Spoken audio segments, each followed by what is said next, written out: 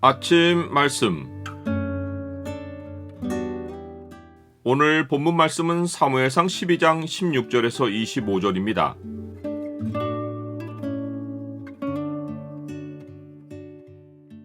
주를 두려워함이 일상에 자리하게 하라. 오늘 본문을 죄의 창으로 보면 회개 이후에도 여전히 악을 행하면 어떤 결과가 찾아오는지가 보입니다. 죄의 창을 보여주는 구절은 12장 25절입니다. 만일 너희가 여전히 악을 행하면 너희와 너희 왕이 다 멸망하리라.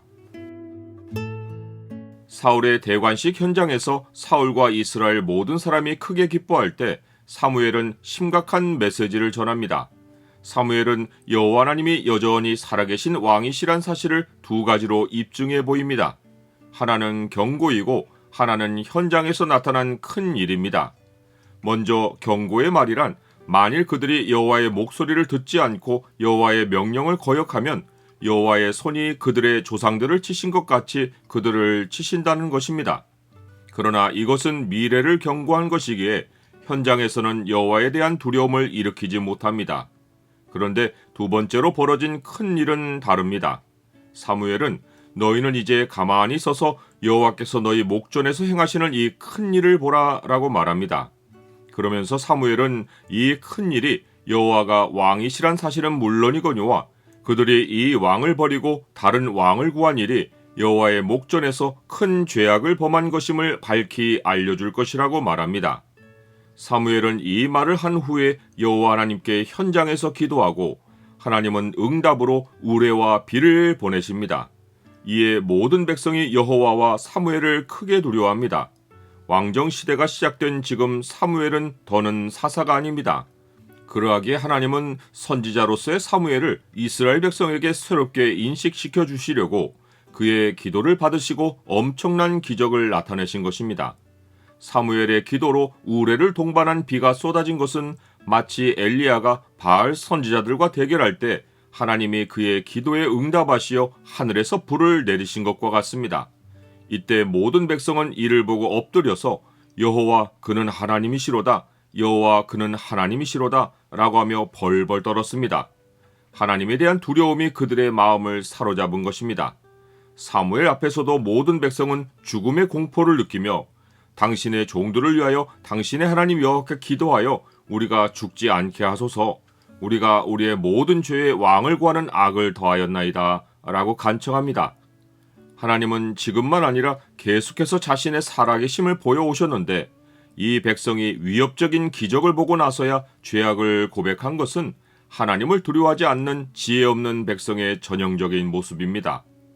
사무엘은 하나님이 이 큰 일을 행하신 것이 그들을 겁주려 하신 것이 아니기에 그들에게 두려워하지 말라고 말합니다. 그들이 이 일을 통해 악을 깨닫고 살아계신 하나님을 확인했으니 이제는 여호와를 따르는 데에서 돌아서지 말고 오직 마음을 다하여 여호와를 섬기라고 말합니다. 그러면서 사무엘은 우상들은 유익하게도 못하고 구원하지도 못하는 헛된 것들이니 여호와께로부터 돌아서서 그것들을 따르지 말라고 경고합니다. 이 말에는 그들이 하나님을 버리고 자신들이 원하는 인간 왕을 세운 것이 우상 숭배와 같다는 사실이 암시되어 있습니다. 사무엘은 여호와께서 그들을 자기 백성으로 삼으신 것을 기뻐하셨으니 그의 크신 이름을 위해서라도 하나님이 자기 백성을 버리시는 일은 없을 것이라고 알려줍니다. 이것은 그들이 하나님을 버리지 않는 한 하나님은 영원히 그들을 버리지 않으신다는 약속입니다. 나는 평범한 일상에서도 하나님에 대한 두려움을 가지고 삽니까? 하나님이 이스라엘 앞에서 행하신 큰 일이 사무엘에게 새롭게 깨닫게 해준 선지자로서의 역할은 기도입니다. 지금까지 사무엘은 지역을 순회하며 사사의 역할에 집중했기에 일상에서 벌어지는 수많은 일을 판결해주는 지혜를 필요로 했습니다. 하지만 이제 그 사사 역할은 왕의 것입니다. 지금부터 사무엘은 선지자의 역할에 집중해서 오직 기도하고 말씀의 길을 가르치는 일에 전념해야 합니다.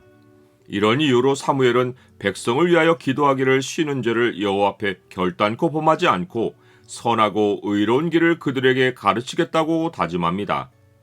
이제 왕과 선지자의 역할이 무엇인지를 알린 사무엘은 이스라엘 백성의 역할도 알려줍니다. 그것은 오늘 하나님이 행하신 큰 일을 마음에 담아 늘 생각하고 오직 여호와를 경외하고 마음을 다하여 그를 진실히 섬기는 것입니다. 그러나 사무엘은 백성이 하나님에 대한 두려움을 현장에서 체험했음에도 불구하고 여전히 악을 행하면 그들과 그들의 왕이 다 멸망할 것이라고 경고합니다. 그들만 아니라 왕도 같이 멸망하는 것이 왕의 제도가 다시 우상으로 변질될 가능성을 암시합니다. 왕이신 하나님의 통치 아래 살지 않고 의지하고 따르는 대상을 다른 것으로 바꾸면 복을 누리다가도 명백히 예고된 대로 멸망은 반드시 찾아옵니다. 만일 너희가 여호와를 버리고 이방 신들을 섬기면 너희에게 복을 내리신 후에라도 돌이켜 너희에게 재앙을 내리시고 너희를 멸하시리라 하니라.